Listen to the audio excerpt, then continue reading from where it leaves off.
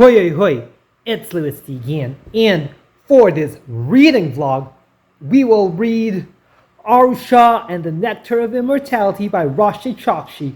Hooray! So, this is the last book in the Pandava series. Oh my goodness, it's been so quick that this is gonna end. I started this back in 2020, the series with Aru Shah at the end of time. And I can't believe in nearly like 4 years I'm going to be finishing the series. It's a bittersweet moment because now we are at the end. I mean, I'm glad that I'm going to be completing the series, but I'm like, I love the other books. And, y'all know how I felt about Aru Shah and the City of Gold. So it's kind of like, oops, the cats are like railing. I don't know if you heard that. But yeah, it's like I love this world. I love everything about or a lot about the Pandava world. Basically, I love this Hindu mythology-inspired middle-grade preteen fantasy. So it's like, ugh. Now we're about to say goodbye. It's bittersweet, y'all. And here's like the caveat, because this is the finale. I'm expecting a lot more, and because I really like Aru Shah and the City of Gold, which is the fourth book, the book before this. So I'm really hoping that I'm going to have a greater reading experience with this one. Like, it's going to be a great ending. That's what I'm hoping. Pardon me, the cats are just outside, meowing or rowing. Anyway, as you can see, there's a bookmark here. I already started it, as you can see in the B-rolls. Earlier, I'm already starting it, and I like the fact that this book started with Kara and not with Aru. That is a very interesting way to do it. And then also Minnie is really cute. Her characterization is cute, and I believe if you're a character-driven person, you're gonna love Minnie. And also, they crashed the wedding, and this whole fake prophecy, and this whole Aiden Aru drama little thing. It's kind of I'm like,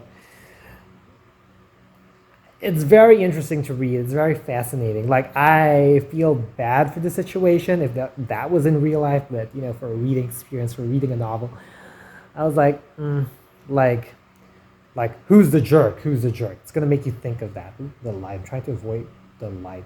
Proper lighting. Anyway, so yes, we're just going to continue reading this one. So here's a reading update of Aru Shah and the Nectar of Immortality. I'm more than 100 pages done reading this book, and I have to say that the world, that part with Lord Vasuki, I felt like the explosion. I felt like it was shaking, which is really great, for a finale. And I'm really curious about Aru and Aiden, what's going to be happening to them. And they already have 2 jewels, and I think that when they find the third one, it's going to be still I'm hoping that we're not yet done with the story, and that there are still a lot of things that are going to go through, and there's still going to be a lot of stakes. Me with finales. I mean, I know this is a middle grade, early YA, but I'm expecting a certain level of stakes at it. Kind of like how I read other middle grade or early YA books. The last in the series, they have a lot of things going on. It's it has this sort of an implied message of this is it. And so far, it's not failing me. I like also the part where, Aru was listening to the Poison Maidens. There's so many more to them, and there's much more to this story. Kind of another wisdom again about real life. And that's the thing sometimes about fiction novels. They have this thing, they have this idea, and if it's an idea that can be executed well and could be practically applied to real life, then it would be great. So I'm definitely looking forward about what's going to happen next. And Rudy, as usual, sometimes he can be annoying, but he can be funny, and that's a great characterization. So kudos to Roshani for doing that. So I'll catch you folks later. Qual. So here's a reading update regarding Aru Shah and the Nectar of Immortality.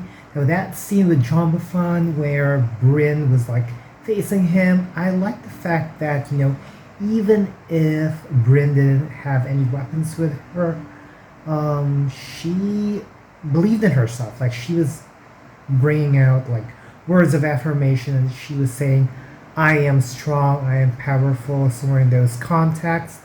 And because she believed in her own capabilities, being more than her weapons, she was able to be strategic, and she defeated John Gavon, which is really amazing.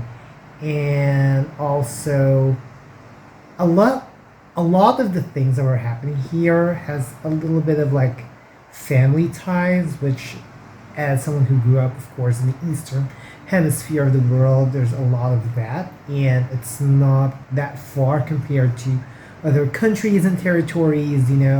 So we do see that in a way when Aiden was talking to his grandmother, and how there were a lot of his grandmother's name is Minaka, if I get it correctly, and like there's a lot of like things where there were a lot of things that went on. That's why decisions were made, and there's this like anger that was like building inside Aiden's heart, which of course is a very sad thing, and like it was a matter of time for it to be released, and also for some clarity that Aiden's family deserves. And I just how do I say this? I was about to think about something. I'll probably it will probably pop out in a bit. And also I'm really excited if this is going to be adapted to a film, like who's going to be playing Aiden, because that singing part, oh my goodness, like, yeah. Oh, and now I recall, just like with the Poison Maidens, there's always a lot more to the story. There are always reasons why decisions are made. It's not exactly, to absolve, somebody for creating those decisions, but it's like you have to know the root in order to come up with a solution. That's why it's very important for us to have empathy in order to come up with like better solutions. Those are just the insights that were like, popping in my head when I was like reading, the past chapters. Or basically, Aru Shah, the Pandava series in general. So yeah. So I'll catch you folks later. Well, so here's a reading update. I read 300 pages of Aru Shah and the Nectar of Immortality, and I have a piece of paper here because a handful of things happened. So I like the fact that scenes about Kara were inserted, throughout the next pages that I read since like the last reading update. And when they visited the Nidra Hall, the momentum kind of slowed down. But I like the fact that there were twists that happened, like Baby Boo was there with them all along, which is really amazing. And there are a couple of things that really like resonated in me. One would be like Minnie's pessimism. Like, Min is known for being like afraid, or fear is kind of like innate in her. Maybe being like the daughter of like death. And it kind of made me think about pessimism. Like, sometimes pessimism kind of like is a way for people to sort of prepare whenever something bad is happening. Like, I can relate to that to a certain extent, wherein I think about like what could possibly be the worst thing that can happen. What are we going to be doing? Sometimes I get to worry a lot about things. Overthinker is what people would say, and I don't just necessarily stay stuck with that. I think of solutions, and that's what like Minnie is thinking, being kind of like germophobic and all that stuff. Like, she's so conscious about like if germs or microorganisms are like crawling on her, because she wants to prepare on how she can be safe. And that's the thing about life. Another gem of wisdom, which I love about the Aru Shah series or the Pandava series, and what I love about books when there are gems of wisdom. Now, Minnie got Dee, yes, congratulations to her. And Aiden's slumber, he sacrificed himself. Aww. And before the end of the 300-page mark of Aru Shah and the Nectar of Immortality, there was a scene where, Aru took an Uber ride, and, there were like a few things that like made me think about their conversation. I thought at first Uber driver is going to be telling about like, hey, every one of us have roles, which he kind of did, but like I was thinking of like everybody of us have roles, we have different like career paths, we have different responsibilities, we are equipped with different skills, and that we should be given the opportunity to like, be sustainable like holistically with whatever role that was given to us. We should be given that opportunity to be like financially sustainable, emotionally stable and sustainable and all that stuff. So it made me think of that, but it led to something else wherein, like we have different roles, we could be this, we could be that, and like we just got to do what we believe is right, and who cares what people think. It's kind of like this part had a bit of a being the courage to be disliked, and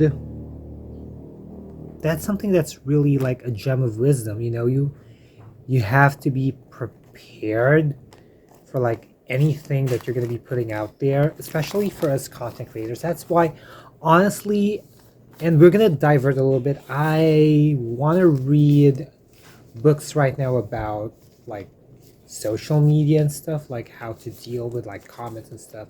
Like when I was starting, I didn't really think much about it. I felt like, ooh, I can do it and can handle it. And I think it would just be clearer if I would read stories about it, So hopefully one day I get to read a novel like that. But going back, Aru was like thinking, no matter what happens, I'm just going to do what is right. So what, what people would think. So whatever the result, I just want to at least remove the what ifs. So that's kind of like how it is in life. So another gem of wisdom, and I think I have about 70 something pages left.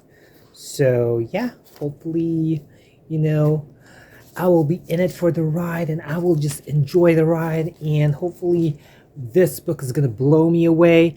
So I'll catch you folks later. Okay, it's TBR Fate Jar time right now. Hoorah! Time to determine what will be our next read. So let me just shake it a little bit right now.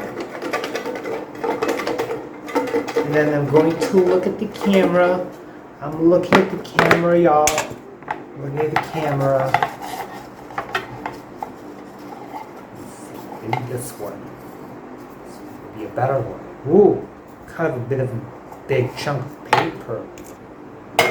I wasn't blinking. So what is this? What could this be? Oh, okay. We're moving on to some series right now. Rise to the Isle of the Lost by Melissa de la Cruz. I think that after I read Aru Shah and the City of Gold, like this was like the next one that the next one that I read was like Return to the Isle of the Lost, which is like by Melissa de la Cruz, which is like the second book.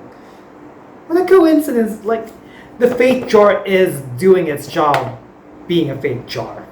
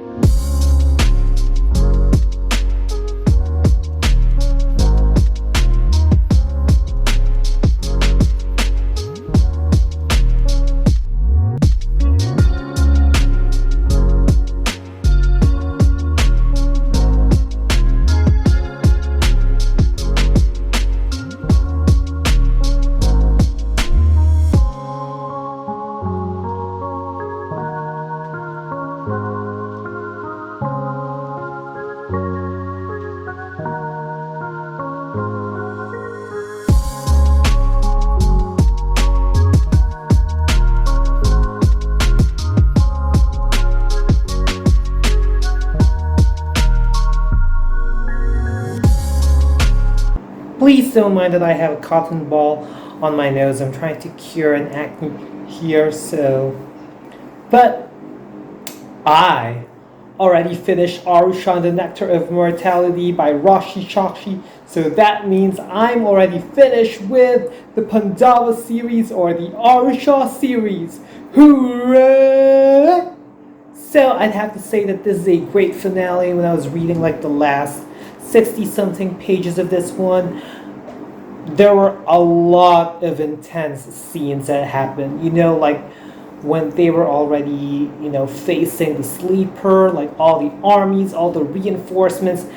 That's the way that you do an ending. And like the way that, it ended, I personally didn't expect it. I thought that like, the nectar is going to be in the hands of somebody, but the way that Aru dealt with the situation, it was like something that's going to make you contemplate, and I'd have to say that it was like done really well.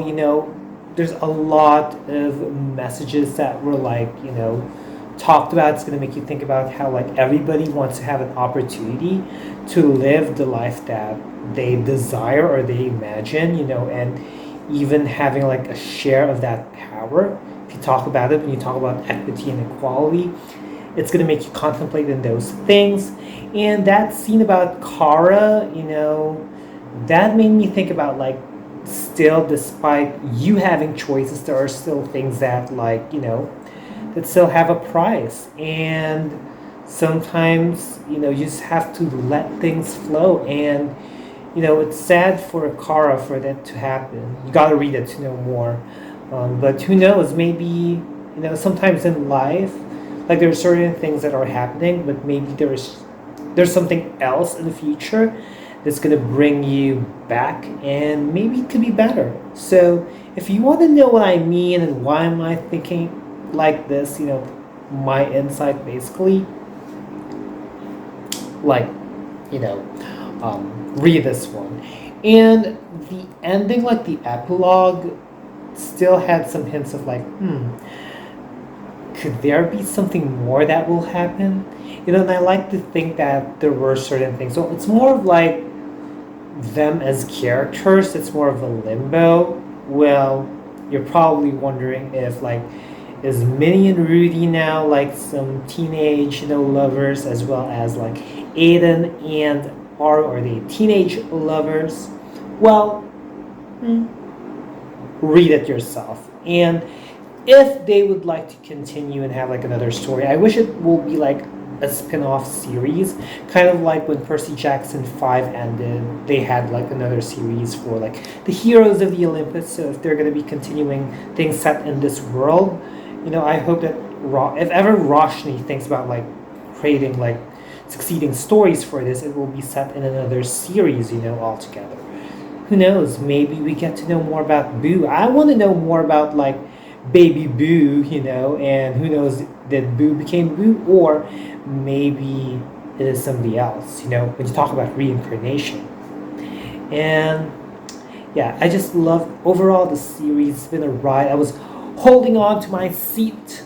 I'm seated and I'm holding on to some bars to kind of like, protect myself, because it's definitely like a roller coaster ride, and I feel like, if I let go, I'm like, whoo, I would just be like blown away. I paused a bit because I was like, this is a good ending, y'all. This is a good ending. This is dope. This is lit. This is like a hoorah. So, however, a little bit of a caveat here, a little bit of a catch.